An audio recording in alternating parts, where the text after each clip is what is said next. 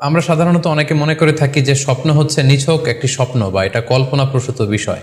মুমিনের জীবনে বা বিশ্বাসীর জীবনে স্বপ্ন শুধু নিছক স্বপ্ন নয়, বরং এটা মুমিন জীবনে অনেক অর্থবহ এবং তাৎপর্যপূর্ণ।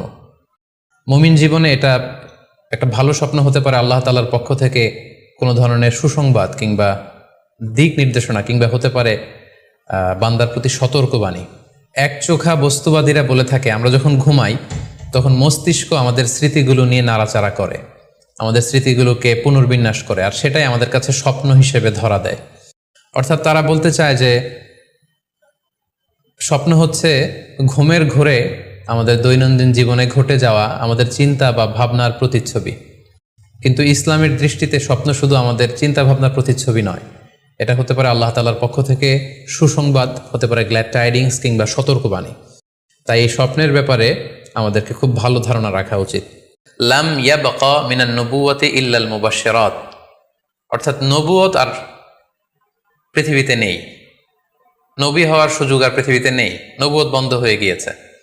কিন্তু আল্লাহ তাআলার পক্ষ থেকে মুবাশশিরাত কিন্তু বন্ধ হয়নি, মুবাশশিরাত আসবে। সাহাবা জিজ্ঞেস করলেন ওমাল মুবাশশিরাত, হে আল্লাহ রাসূল মুবাশশিরাত কি? আল্লাহ রাসূল সাল্লাল্লাহু আলাইহি ওয়াসাল্লাম বললেন আর রুইয়া আস-সালেহা, মুবাশশিরাত হচ্ছে সত্য স্বপ্ন।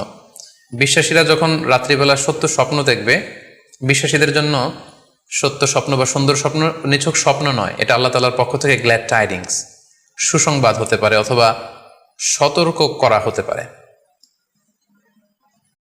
এমনকি আল্লাহ রাসূল সাল্লাল্লাহু আলাইহি সাল্লাম বলেছেন যে ভালো স্বপ্ন হচ্ছে নবুয়তির 46 ভাগের 1 ভাগ।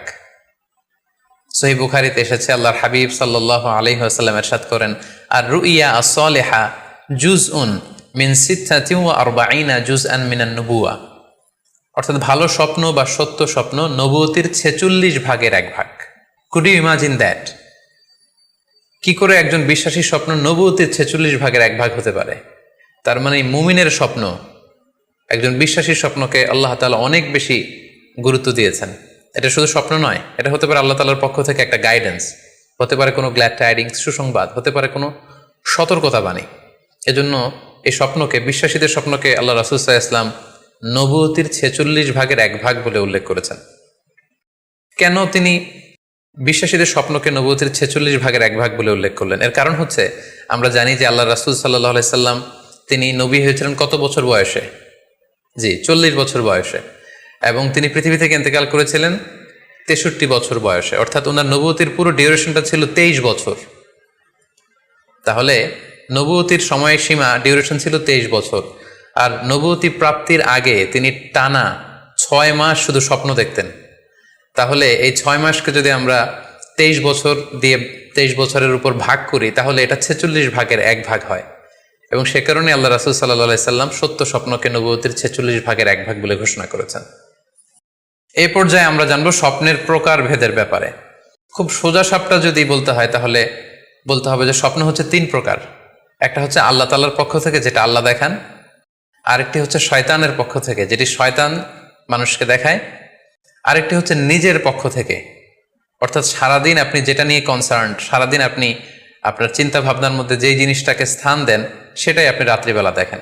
অর্থাৎ দিনের বেলা হয়তো কেউ খেলাধুলা নিয়ে খুব ব্যস্ত, সে খুব ফুটবল পছন্দ করে, সারাদিন ফুটবল খেলে, দেখা যাবে যে রাতের বেলাও সে স্বপ্নে দেখছে যে সে ফুটবল খেলছে, অথবা স্টেডিয়ামে যে সে ফুটবল খেলা দেখছে। দিনের বেলা হয়তো সে বাজারে যে ব্যবসা বাণিজ্য করে, রাতেও হয়তো দেখা যাচ্ছে সে যে জিনিসপত্র কিনছে, দরদাম করছে, সেটা তার পক্ষ থেকে। তাহলে বেসিকলি স্বপ্ন হচ্ছে 3 ধরনের, একটা আল্লাহর পক্ষ থেকে, একটা শয়তানের পক্ষ থেকে, আরেকটা হচ্ছে নিজের পক্ষ থেকে, যেটা আমরা সহিহ মুসলিমের একটি বর্ণনা থেকে জানতে পারি, যেখানে আল্লাহ রাসূল সাল্লাল্লাহু আলাইহি ওয়াসাল্লাম ইরশাদ করছেন আর রুইয়া সালাসা, স্বপ্ন হচ্ছে 3 ধরনের। ফারুইয়া আস-সালিহা বুশরা মিনাল্লাহ, যেটা ভালো স্বপ্ন সেটা হয় আল্লাহর পক্ষ থেকে। ওয়া রুইয়া তাহজিনুন মিনাশ শাইতান, আরেকটা স্বপ্ন থাকে যেটা শয়তানের পক্ষ থেকে, সেটা ভয় দেখানো হয়। ভয়ঙ্কর যদি কোনো দুঃস্বপ্ন দেখে থাকেন, তাহলে এটা আল্লাহর পক্ষ থেকে নয়, এই স্বপ্নটা শয়তানের পক্ষ থেকে। আরেকটি হচ্ছে রুইয়া মিম্মা ইউহাদ্দিসুল মারউ নাফসাহু, আরেকটি স্বপ্ন ব্যক্তি সে নিজের সাথে নিজে স্বপ্নে হয়তো কথা বলে বা এমন কিছু দেখে যেটা সুসংবাদও নয়, যেটা ভয়ঙ্করও কিছু নয়, বরং সারাদিন সে যে বিষয়টি নিয়ে চিন্তা ভাবনা করতো, রাতে সেটার একটা প্রতিচ্ছবি, সেটাই সে দেখতে পাচ্ছে। এটা হচ্ছে নিজের পক্ষ থেকে স্বপ্ন। বা রুইয়া সাদেকা বা সালেহা সেটা কি, এবং সেটা যদি আমরা দেখি সেক্ষেত্রে আমাদের করণীয় কি। এক্ষেত্রে আমরা সহিহ বুখারীর একটি হাদিসকে উল্লেখ করতে পারি, যেখানে আল্লাহ রাসূল সাল্লাল্লাহু আলাইহি ওয়াসাল্লাম ইরশাদ করেছেন, ইযা রাআ আহাদুকুম রুইয়া ইউহিব্বুহা, তোমাদের কেউ যদি কোনো স্বপ্ন দেখে যে স্বপ্নটা সে পছন্দ করে, মানে স্বপ্নটা দেখে he feels good or she feels good, তার ভালো লাগছে, তাহলে বুঝতে হবে ফা ইন্নামা হিয়া মিনাল্লাহ, এই স্বপ্নটা আল্লাহর পক্ষ থেকে, এটা সাধারণ স্বপ্ন নয়, এটা খুবই অর্থবহ স্বপ্ন। তখন সে কি করবে? ফালিয়াহমাদিল্লাহ আলাইহা, সে তখন এই সুন্দর স্বপ্ন দেখার কারণে আল্লাহ শুকরিয়া করবে। ওয়াল ইউহাদ্দিস বিহা, এবং চাইলে সে এই স্বপ্নের কথা মানুষের কাছে বর্ণনা করতে পারে বা শেয়ার করতে পারে। তাহলে সহিহ বুখারীর এই হাদিসের ভাষ্য অনুযায়ী আমরা যেটা বুঝলাম, আমরা যদি ভালো কোনো স্বপ্ন দেখি তাহলে 3টি কাজ করা যেতে পারে। প্রথমত আল্লাহর প্রশংসা করা, যেহেতু আমি ভালো একটি স্বপ্ন দেখেছি, আল্লাহর শুকরিয়া বা প্রশংসা আমরা করতে পারি। দ্বিতীয়ত চাইলে সুসংবাদ হিসেবে এই স্বপ্নটা আমি কারোর সাথে শেয়ার করতে পারি। আর 3 নাম্বার হচ্ছে এমন ব্যক্তিকে আমি শেয়ার করব যে আমাকে ভালোবাসে বা যে আমার শুভাকাঙ্ক্ষী, তা না হলে আমি হিংসার শিকার হতে পারি। কারণ আন-নি'মাতু মাহসুদা, যে কোনো ধরনের নেয়ামতি, আপনি যদি আল্লাহর কোনো বিশেষ মার্সি, ব্লেসিংস বা নেয়ামত পেয়ে ধন্য হন, এটা সবার ভালো নাও লাগতে পারে, এটা সবার অন্তরে সহ্য নাও হতে পারে, ফলে আপনি হিংসার শিকার হতে পারেন। সো ভালো স্বপ্ন দেখলে আপনি চাইলে কারোর কাছে শেয়ার করতে পারেন, সেক্ষেত্রে সে যদি আপনার শুভাকাঙ্ক্ষী হয় বা আপনাকে পছন্দ করে, আপনাকে ভালোবাসে, এরকম কাছের কারোর সাথে আপনি শেয়ার করতে পারেন।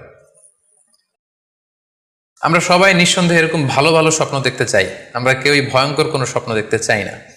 আমরা নিঃসন্দেহে এমন স্বপ্ন দেখতে চাই রাতের বেলায় যে স্বপ্নে আল্লাহ তাআলার পক্ষ থেকে আমাদের জন্য দিক নির্দেশনা থাকবে, অথবা কোনো সুসংবাদ থাকবে, কিংবা থাকবে আগাম কোনো সতর্কতা বাণী। এ জাতীয় ভালো স্বপ্ন যদি আমরা দেখতে চাই তাহলে আমাদের কি করা উচিত? সেক্ষেত্রে সর্বপ্রথম আমাদের যেটা করতে হবে, আমাদেরকে সত্যবাদী হতে হবে। সাধারণত সত্যবাদীদের স্বপ্ন সত্য হয়ে থাকে। যেখানেই সত্য সেখানেই যেন আমার অবস্থান হয়, আমি যেন সবসময় সত্যের পক্ষে থাকি। 2 নম্বর হচ্ছে আকলুল হালাল, আমাকে হালাল খেতে হবে। যারা হালাল খায় তাদের স্বপ্ন সাধারণত সত্য হয় এবং অর্থবহ স্বপ্ন হয়। পাশাপাশি আল্লাহ তাআলার দেয়া যে আদেশ নিষেধ সেগুলো আমাকে মেনে চলতে হবে। 4 নম্বরে রাত্রিবেলা আমি যখন ঘুমাবো আমাকে অজু করে ঘুমাতে হবে। ওই ইয়ানামু আলা তাহারা, পবিত্রতার সাথে যদি কেউ ঘুমায় তাহলে অজু করে ঘুমালে রাতে সে যে স্বপ্ন দেখবে সাধারণত সে স্বপ্নটি সত্য হয়। যদি সম্ভব হয় ক্যাবলামুখী হয়ে শোয়া, ক্যাবলামুখী হয়ে আমরা শুতে পারি। এই বিষয়গুলো যদি আমরা এনশিওর করতে পারি, অর্থাৎ সত্যবাদী হওয়া, হালাল খাবার খাওয়া, আল্লাহর দেয়া বিধিনিষেধ সবসময় মেনে চলবার চেষ্টা করা, রাত্রিবেলা অজু অবস্থায় ঘুমানোর অভ্যেস করা, পাশাপাশি ক্যাবলামুখী হয়ে শোয়ার চেষ্টা করা, এই বিষয়গুলো যদি আমরা মেনটেন করার চেষ্টা করি তাহলে